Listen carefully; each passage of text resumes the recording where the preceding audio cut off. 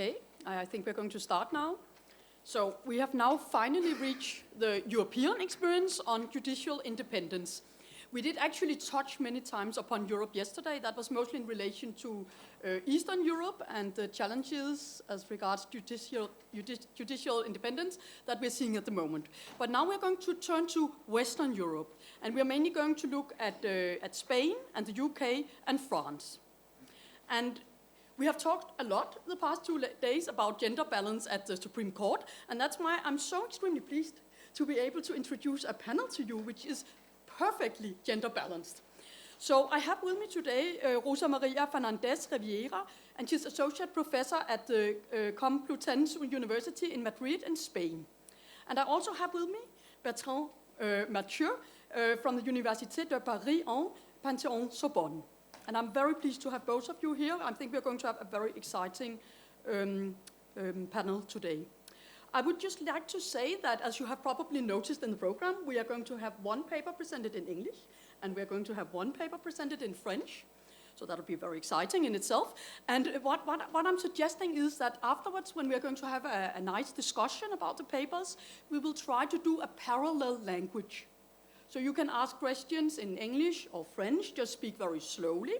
And we will try to, it might be that if you pose a question in English, then Bertrand will answer it in French, for instance. So just speak slowly and we will manage perfectly fine. And then I just want to put your attention to the fact that Surya yesterday actually sent out a translation of Bertrand's paper to everyone in English, a Google translation, yes. But it's better than nothing. So I would like to ask the first speaker to start. Thank you.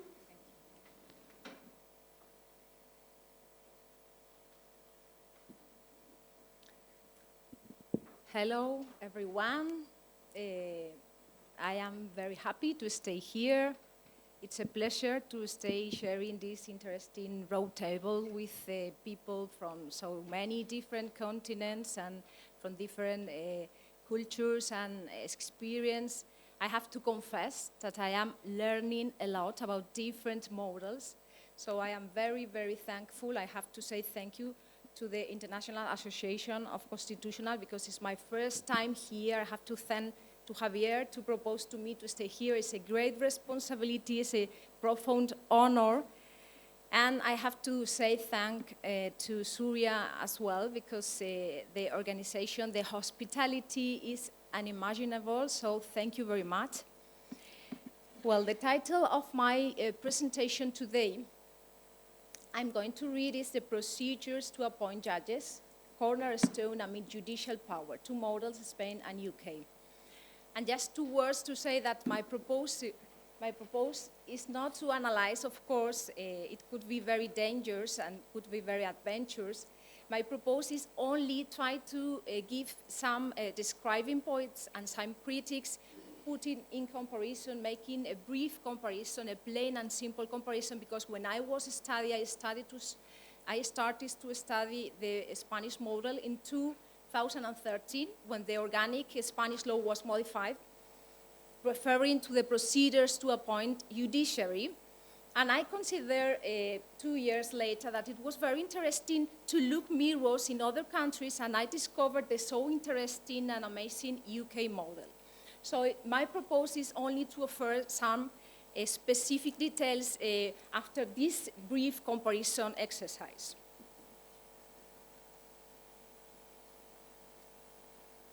Well, my presentation will be divided into 4 very brief parts. The first one, a brief introduction. Sorry for brief, because I pretend to be very, very brief. Second, a brief explanation with 5 describing points and 5 more or less critics referring to the Spanish model in terms to appoint judiciary.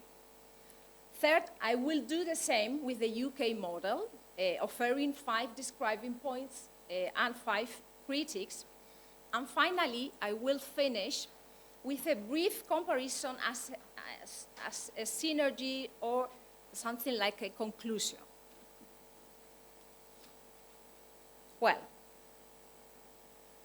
as everybody can see in the slide, a graphic image, a visual image, help a lot to understand something so complex as the judicial independence.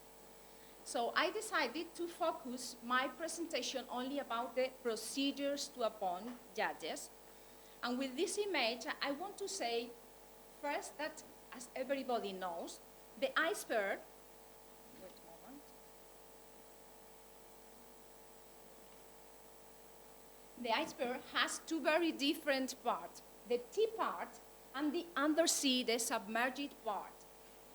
As you can imagine, I have decided located the procedures to appoint judges over the tip part because it's a very easy part in order to be seen. It's a very accessible part. It's the first part that you can see. But as you see, the other part is bigger, but the other part is under the water. So here we are going to explain about the politics of the judicial independence. So maybe we can refer any other more aspects that are not considered here. But I consider that this undersea submerged part that is so difficult to see directly means a lot of things, a lot of issues very important in order to take into account what is the real meaning of the judicial independence. So maybe we can speak, when we are speaking about those political issues referring to the judicial independence, the promotion of the judges. We are speaking a lot during those days about the promotion, the merit concept, so slippery concept, the mass media, the public opinion, which is the role played by the mass media, the salaries, which is the politics under the salaries, which should be the proper, the first salary, the accountability, the other phase in terms to independence and accountability, soft mechanisms to make accountable the judges, hard mechanisms to make accountable the historic, political, and cultural role, which is the role that should be played by the judges. It depends on the framework, it depends on the moment, it depends on cultural elements, it depends on economic necessities, so, and culture, of course.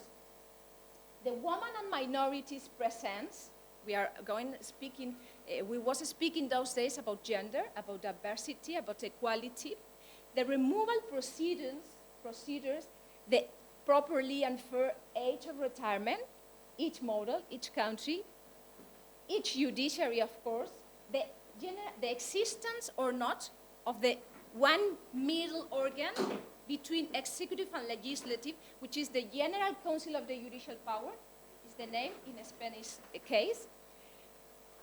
Okay, in general, the relationship between legislative, executive, and judicial. So this image could be my first graphic image in order to try to describe something some complex, some mutable, some slippery, which is the judicial independence. But my purpose would be only to focus in on the procedures to appoint judges. Well, as I have promised in my outline, I'm going to offer five describing points because it's so complex, try to define the Spanish model only using 2 or 3 minutes. So I have choose these 5 points. First of all, as I have told before, it's very important the framework because when we are designing a fair, proper, the best, the most efficient procedures to appoint judges, we have to take into account, first of all, the framework. Spanish is living a current moment, as everybody knows, sure, with a crisis referring to the classical concept, representation. The relationship between MPs and citizens are changing. We are taking into account the international framework, the European law, provoking important effects in our national system. The new technologies applied to the classical procedures. Yes, sorry. Here. The new technologies applies to the classical procedures in parliament. So we are living a transition period, a change period. Second, the Spanish model lays on the General Council of the Judicial Power. The provision 122 of our Spanish constitutional text says that this constitutional organ has the competencies, the total competencies in order to appointments, promotion, inspection, and disciplinary rules. And our organic judicial power law is an institutional or basic law make provision referring to the setting up operational and administrative, referring to the courts and tribunals, and of course referring to the whole professional status about judges and magistrates. So the model, the Spanish model, is designed with this constitutional organ who has the total competencies in terms to appoint the judiciary. But I have told that not only appointments, but also disciplinary rules, but also promotion, but also inspection. And one more thing important, our constitutional test says that the president of the General Council of the Judiciary is as well the president at the Supreme Court. And that is a very important detail to take into account. 3, the Spanish model has 3 very different categories. From the bottom to the top, we are speaking about judges, magistrates, and magistrates at the Supreme Court. And the problems, when we are speaking about procedures to appoint judiciary, are completely different, because we have 2 very different manners to access to the judiciary. The ruled appointees, and we have the regulation 2010. Here we can find the whole procedures focusing in one public competitive exam, but the access to the magistrate and magistrate at the Supreme Court should be submitted to the discretionary procedures. And here we have the most important concerns.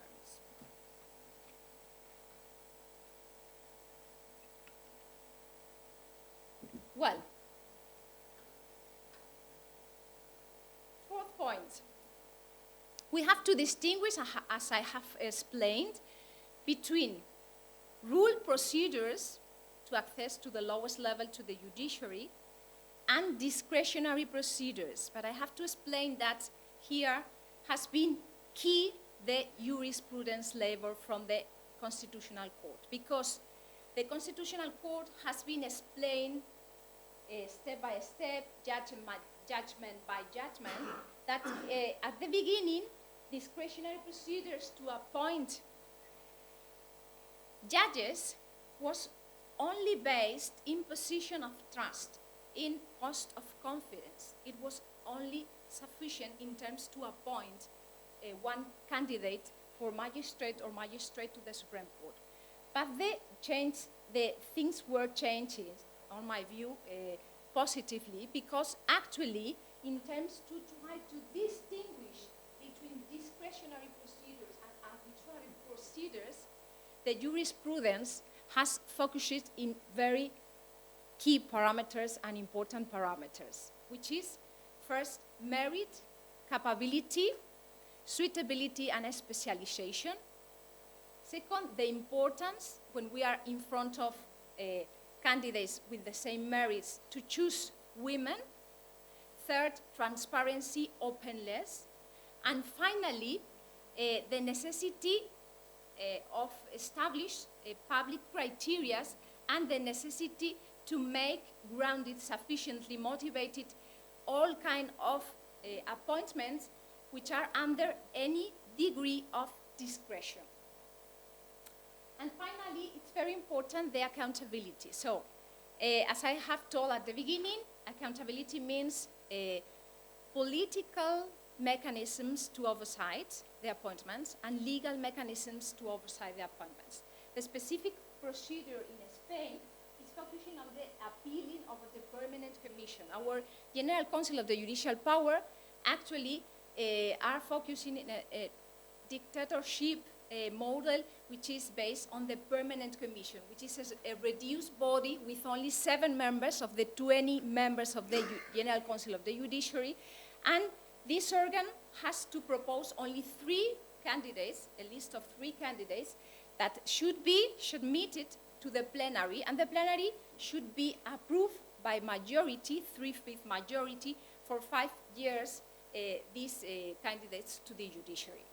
The General Council, I have forgotten, is made up for 20 members. 12 of them comes from the judicial background, try to establish representation from magistrates at the Supreme Court, magistrates from High Court and other organs with more than 6 seniority and experience, legal experience. And the other group, the other 8 members, should be approved at the same time by Parliament with the same majority for a 5 years period. And other important issue, there is not the moment, maybe at the end we can speak more about it. The legitimacy of this organ is a parliamentary legitimacy because at the end, the 20 members of the General Council should be approved by Parliament. Well, as I have told, here is an image of the General Council of the Judiciary, and it's very important to pay attention. It's a governing body. It's not the self-governing body. It's not the self-representation of the judiciary. Its competencies are, as you can see, appointments, promotion, inspection, and disciplinary rules. The most important function is to be guarantee of independence. But how is to be guarantee of independence?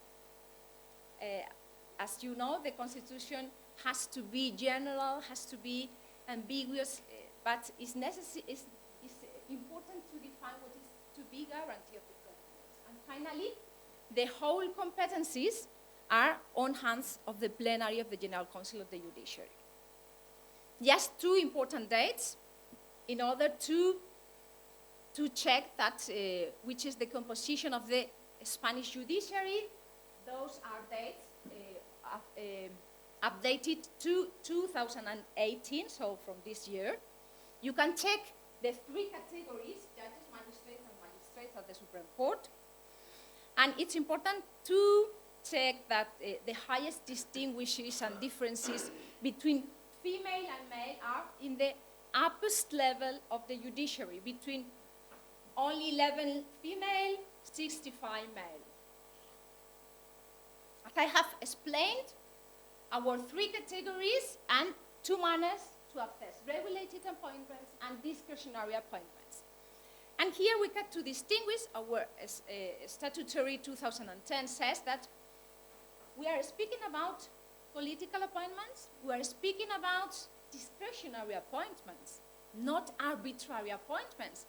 But we have to distinguish between jurisdictional profile and governmental and jurisdictional profile because our regulatory says that it's not the same only to take part in a civil section in the National High Court or to be the president of that section. So the requirements, the job description, the advertisement when the vacancy happens and should be covered are completely different. Well, which could be the critics to the Spanish model? Well, 5 suggestions. First, as I have told, the president of the Supreme Court is as well the president of the General Council of the Judiciary. That are meaning important concerns in terms to independence. Second, the oversight over the appointment should be handled politically and legally. That's not mean politicization of the justice. This is a very important topic. Politically, I mean a kind of oversight with 2 very important differences between legal oversight. When we are speaking about legal oversight, we have a relationship between the people who controls, the institution who controls, and the organ that is submitted to those control. And the final step after this control mechanism maybe could be a sanction, maybe could be the removal, maybe could be, but when we are speaking about political control, political oversight, we are speaking about something more subtle, more detailed, more soft, maybe more taking more time because it's more perseverant. But my question to the audience is maybe more efficient control. We are speaking about interviews to the mass media. We are speaking about feedback from citizens. We are speaking about gender measures in acts. We are speaking about act saying which is the specific measure in order to make presence of the women, taking into account minority diversities. So this kind of political oversight is slow, it's very subtle, it's more sophisticated, but maybe more efficient in time and absolutely necessary and complementary with the legal procedures that pretend at the end of the day to arrive to a specific sanction, to a specific measure, disciplinary measure. Because here there is no relations between the people who makes the control and the people who receives the effects of that control. Critique. The Spanish reform has reduced the importance of accountability. Well, the time is running very quickly for me. I am an expert panelist, so I have to speak very quickly. For the role of judges is very, very important. The 21st century is the context, is our present context. We have to consider, to know very good which should be the role played by judges. And finally, the composition is very important because I'm going to explain later that the UK model introduced something that I have named fresh air. So the composition of the General Council means that here is reflected the legitimacy of its decision. Our General Council only means judicial background and legal members from the different legal profession. Well, that brings me to the British model. So the British model should be described using a red line to separate the past, the old model, the Lord Chancellor model.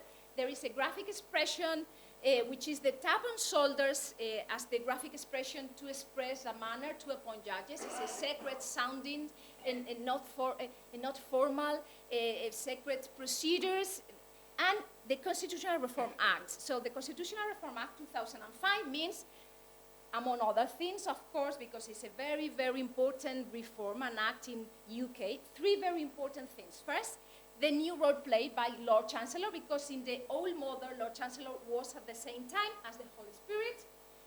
First, the Speaker of the House of Lords, first, the head of the judiciary, and first, the Minister of Justice, so with a great and important role within the executive power. Second, in 2006 was created the Judicial Appointment Commission. It's an appointing body, no, really was created as a recommending body, as identifying, selecting candidates body, but in practice, in fact, is playing a role as an appointing body.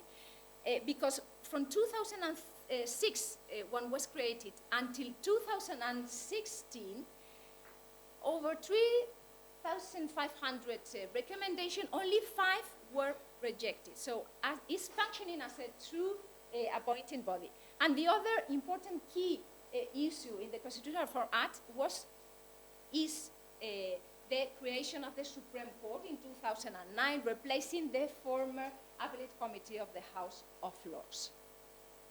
I'm going to affirm, you can see the flag and the magnifying man, because my purpose, as I have told before, is only offer 5 describing points, because it's a complex model. Here we can, a colleague from UK, sure she knows the system better than me as well. And my 5 points are the framework, as I have explained before.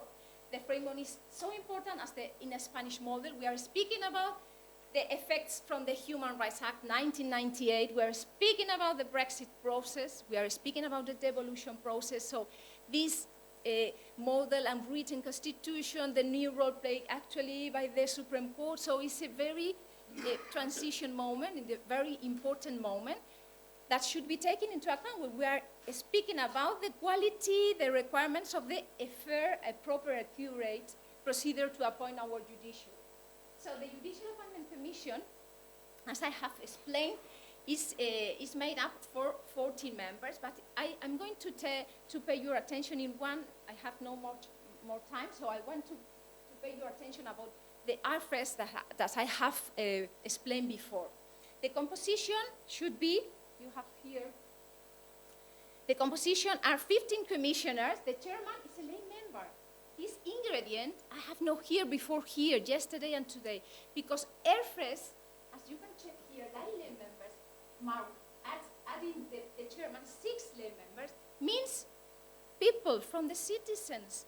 I remember that the current chairman is a surgery professor from the University College of London, a prestigious surgery professor. It's important to introduce the citizen perception when we are speaking about the judiciary. So this is the composition. And other important thing is that the UK model has distinguished between the selection process, recommendation process, the statutory consultation to the seniority, to the experience, to the judiciary, to the all and top judiciary, and finally the authority makers to finally appoint the judges. So it's an interesting process, a long process, a highly formalized process. We are speaking about money and budget, but it's a very, very interesting model. Well, my critics. Well, my critics are, I have explained that here, that the first step is the advertising. And here you have to understand that this request for a job needed an important job description, explaining requirements to the vacancy that should be covered. After that, the shortlisting and the selection day means a text with multiple choice, means an interview, most cases, and means as well a role-play exercise with a panel with 3 people, 2 lay people in a panel, making an interview with a future candidate. Yes. Well, my critics. The first point, the still excessive power of the Lord Chancellor, especially for top appointments. One of the most important authority makers in terms to appoint finally is Lord Chancellor. Continue with a great range of power. Second, there's still too much inefficient gender and vague policies. There is a very important act, Crime and Court Act 2030, and this act says that when we are before the same candidates, with the same CV, with the same meritorious background, we have to choose the women. We have to choose the minority ethnics, Black, Asian, minority groups. So judges should be reflective of the whole society. 3, the excessive judicial presence in judge. This is a paradoxic reflection, but the proper British Academy says that excessive judicial presence means that introduced are fresh, introduced lay members are functioning properly.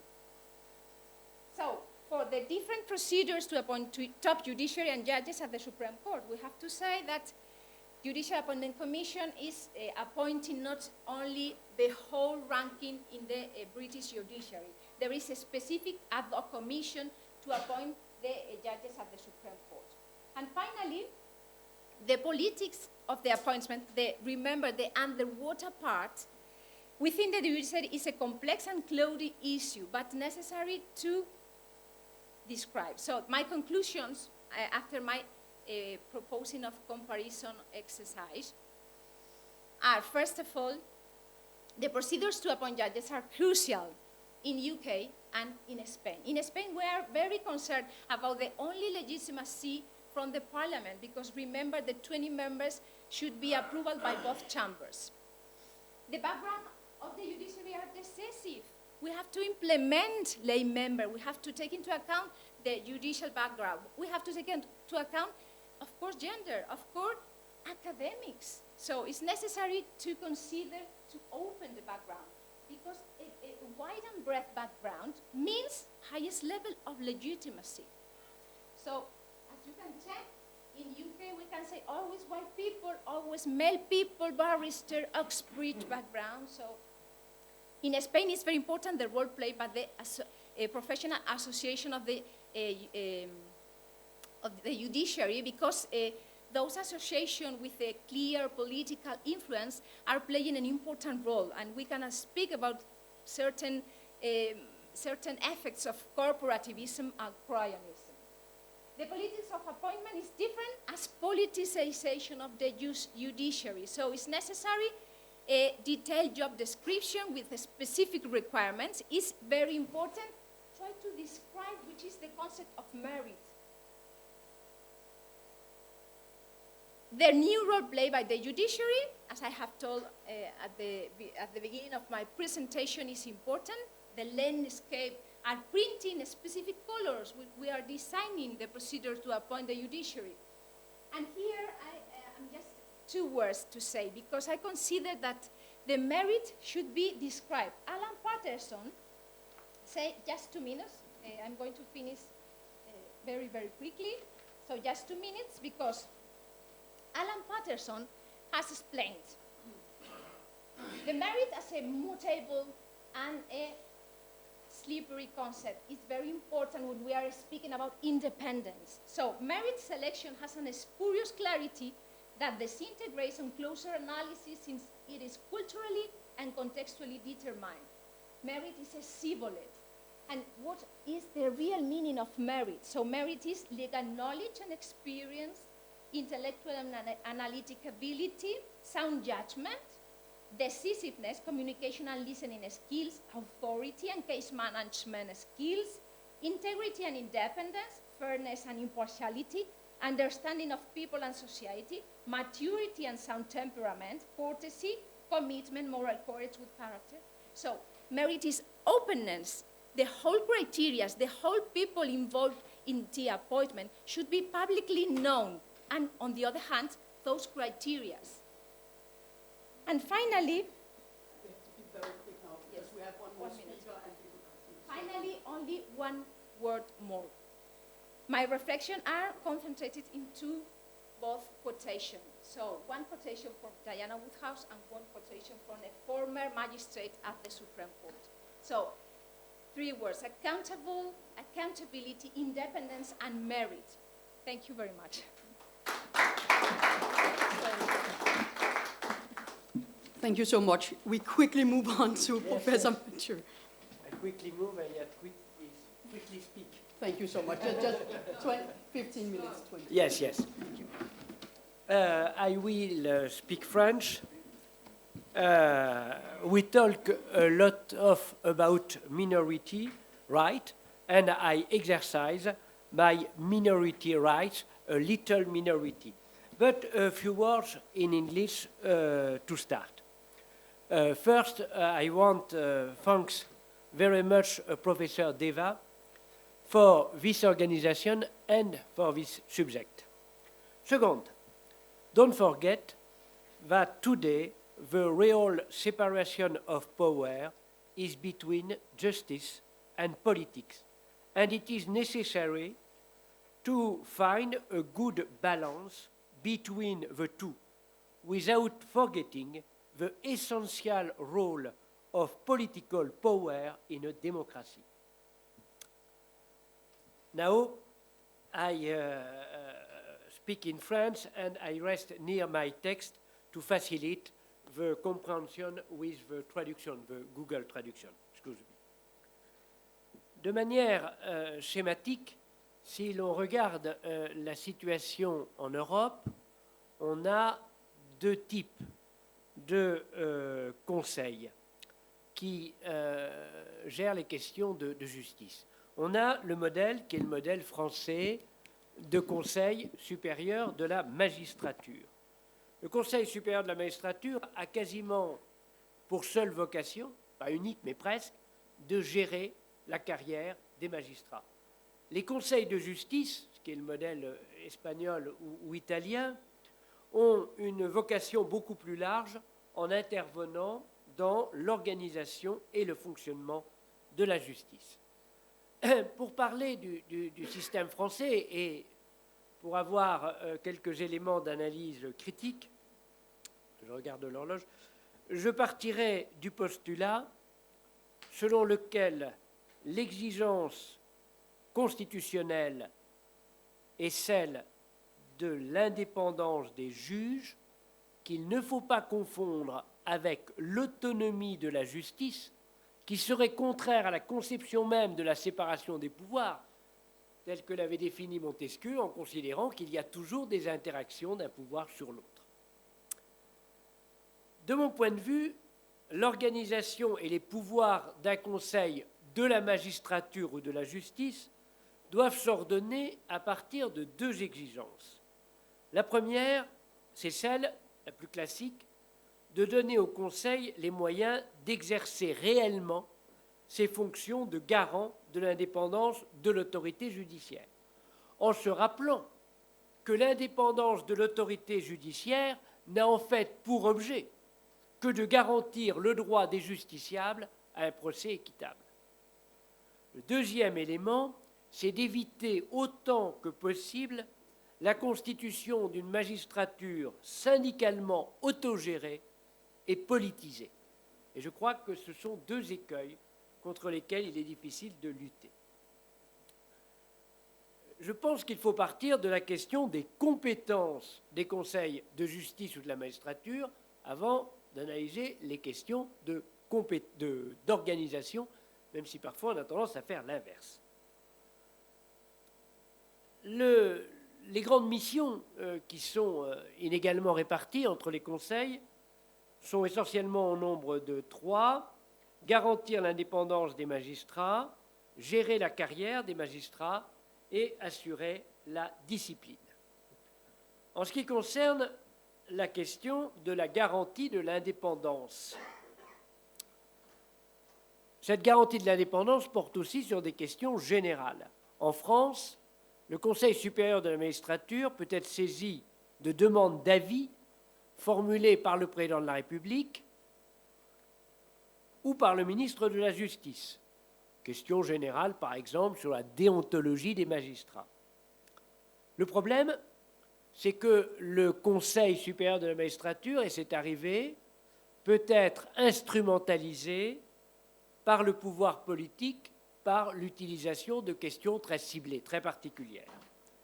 D'autre part, à l'inverse, le Conseil supérieur de la magistrature peut être tenté de s'exprimer hors des voies constitutionnelles, et il a été conduit à le faire à plusieurs reprises, ce qui n'est jamais non plus une très bonne chose. Et je crois que là, il y a des évolutions nécessaires. Deuxième question, la formation, la nomination, la gestion des carrières des magistrats. Il y a en fait deux cas de figure, pour simplifier. Une procédure de nomination totalement maîtrisée par le Conseil de justice, et dans ce cas-là, le Conseil de justice est en quelque sorte un organe investi du pouvoir d'assurer un gouvernement autonome de la magistrature. Le second système est un système dans lequel le Conseil n'a qu'un pouvoir de proposition ou d'avis, ces avis pouvant être, selon le cas, simples, c'est-à-dire que l'autorité n'est pas obligée de suivre l'avis, ou un avis conforme, dans ce cas-là, l'autorité doit suivre l'avis qui lui est donné. En France, le Conseil supérieur de la magistrature donne un avis conforme pour la nomination de l'ensemble des magistrats du siège, c'est-à-dire des juges. Pour le plus grand nombre de ces magistrats, les nominations sont proposées par le ministre de la Justice. Cependant, pour les fonctions les plus importantes, celles de la Cour de cassation, celles de président de tribunaux ou de cour d'appel, le choix appartient seul au Conseil de la magistrature qui sélectionne, entend et choisit les candidats. Le Conseil supérieur de la magistrature donne un avis simple pour l'ensemble des magistrats du parquet, c'est-à-dire des procureurs, mais en France, la pratique, qui date du président Sarkozy, qui a été suivie par le président Hollande et qui sera probablement par le président Macron, c'est que le gouvernement suit les avis du Conseil supérieur de la magistrature. Mais il est bien entendu préférable d'inscrire cela dans la Constitution, et c'est prévu pour la réforme constitutionnelle qui devrait être engagée en 2009, dans l'hypothèse où cette réforme aboutit, concerne beaucoup d'autres questions, ce qui n'est pas du tout certain. Personnellement, je ne suis pas favorable à ce que le Conseil ait une plénitude de gestion du corps judiciaire. La question a été débattue en France, j'y suis personnellement hostile, parce que je considère qu'un système reposant sur la coopération de deux autorités indépendantes l'une de l'autre peut mieux préserver de toute dérive et peut produire les meilleurs choix à condition que ces deux autorités disposent de moyens équivalents. Pourtant, tel n'est pas le cas en France aujourd'hui, parce que pour la plupart des nominations, les propositions sont faites par le ministère de la Justice sur la base de commissions essentiellement syndicales et auxquelles le Conseil de la magistrature reste étranger. Donc là, il y a probablement un équilibre à retrouver. Question de la discipline des magistrats. Le Conseil supérieur de la magistrature est en France compétent pour juger disciplinairement et prononcer des sanctions, tant à l'égard des magistrats du siège que des magistrats du parquet. Et les décisions, il y a une spécificité en France, c'est que les décisions disciplinaires du Conseil supérieur de la magistrature sont portées en recours devant le Conseil d'État. Le juge administratif est en France juge des décisions du Conseil supérieur de la magistrature, ce à quoi les magistrats sont très hostiles. Question importante, la réforme constitutionnelle de 2018 a permis aux justiciables de mettre en cause la responsabilité des magistrats. Ça ne fonctionne pas. J'ai été membre du Conseil supérieur de la magistrature il y a quelques années et j'ai pu constater que ce mécanisme ne fonctionnait pas. Il est pourtant extrêmement utile, indispensable, mais je ne reviendrai pas sur les problèmes matériels qui rendent difficile son fonctionnement. Maintenant, la composition des conseils de justice. D'abord, c'est la question de la présidence du Conseil. En France, il y a deux formations au Conseil supérieur de la magistrature, l'une pour les magistrats du siège et l'autre pour les procureurs. Celle concernant les magistrats du siège est présidée par le premier président de la Cour de cassation, celle concernant les procureurs est présidée par le procureur général près de la Cour de cassation. Il y a eu un débat, et le temps manque donc je ne développerai pas, il y a eu un débat sur la possibilité de confier la présidence du Conseil supérieur de la magistrature à un membre du Conseil non magistrat qui serait élu par les membres du Conseil. Mais elle n'a pas été retenue d'un élément de discussion. La composition du Conseil elle-même. Il y a deux questions déterminantes. La première question, c'est celle de l'équilibre numérique entre les magistrats et les non-magistrats. La seconde concerne le mode de nomination des membres. Il n'y a, à ma connaissance, qu'en France et au Portugal, qu'il y a une présence majoritaire de non-magistrats. La désignation des magistrats est opérée en France par la voie de l'élection et ce système conduit à une assez forte politisation puisque dans ces élections, un certain nombre de syndicats ont des engagements politiques et ce sont eux qui font d'une certaine manière l'élection. La mixité de la composition des conseils de justice me semble, elle, tout à fait une chose excellente parce qu'il y est nécessaire, et je crois que ça vient d'être dit aussi, il est nécessaire qu'il y ait un regard de la société civile sur le fonctionnement, la composition de la magistrature. Et je puis vous dire, as a former member of the CSM, that it is very difficult because we don't know the candidate and the judge in the council know very good, very well the magistrat, and we are not in the same situation. C'est en fait, si vous voulez, cette mixité, une forme de séparation des pouvoirs à l'intérieur même du Conseil supérieur de la magistrature. En France, le Conseil se compose de personnalités nommées, en dehors donc des magistrats, qui eux sont élus par les magistrats, 2 par le président de la République, 2 par le président de l'Assemblée nationale, 2 par le président du Sénat, auquel s'ajoute un conseiller d'État et un avocat. Ces personnalités sont membres de toutes les formations du Conseil. Et je puis vous dire d'expérience que les clivages au sein du Conseil supérieur de la magistrature ne sont pas des clivages laïques, comme on appelle les membres non magistrats, ce sont des clivages qui varient selon des clivages qui varient selon les situations. Et je vous dirais que dans le Conseil supérieur de la magistrature, auquel j'ai appartenu, tous les membres laïcs ont été nommés par des responsables politiques de droite.